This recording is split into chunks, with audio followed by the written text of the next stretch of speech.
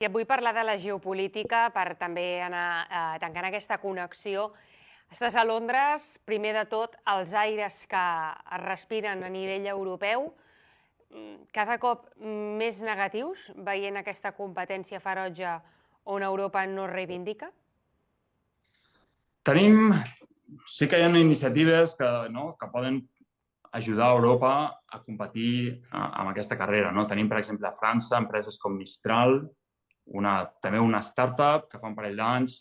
va llançar amb uns objectius bastant semblants, de dir, podríem dissenyar models d'intel·ligència artificial molt més petits, més eficaços, sense competir amb aquesta inversió enorme de processadors. Des del punt de vista europeu, una mica decepcionant que empreses com DeepSeek ens han adelantat en aquest sentit, però al final això, com deia, és un ecosistema gegant. Hi haurà moltíssimes aplicacions i sí que hi hauria espai perquè empreses europees, on aquí a Europa també tenim centres d'investigació importants, el treball que s'està fent a moltes universitats, això es pot acabar comercialitzant i potser no a nivell del que estan fent OpenAI, que estan molt centrats a aconseguir aquest concepte d'intel·ligència artificial generalitzada,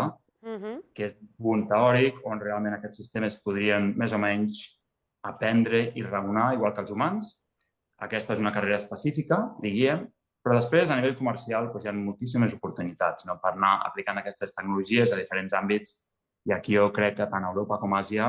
poden generar empreses i solucions interessants. I precisament en aquesta pregunta també volia enfocar-me amb els Estats Units. Crec que el blanc fàcil és apuntar a Europa,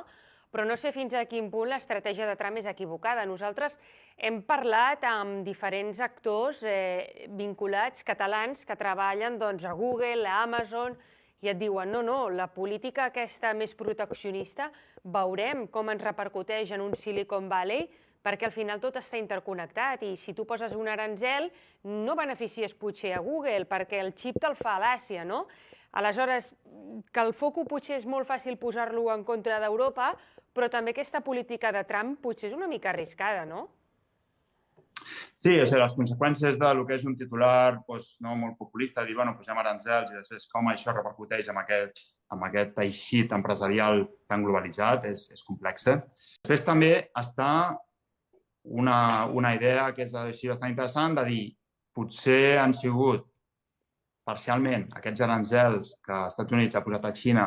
restringint les exportacions de xip que realment ha fet que empreses xineses com DeepSeek s'hagin tingut que espavilar d'altres maneres de dir com podem ser més creatius amb la part de software, amb la part de disseny de models, per treure més rendiments utilitzant xips més antics i menys quantitat. Llavors, però sí, al final, bàsicament, perquè aquest ecosistema i totes aquestes tecnologies es desenvolupin, la part de col·laboració i d'anar aprenent uns països dels altres continuarà sent una part important.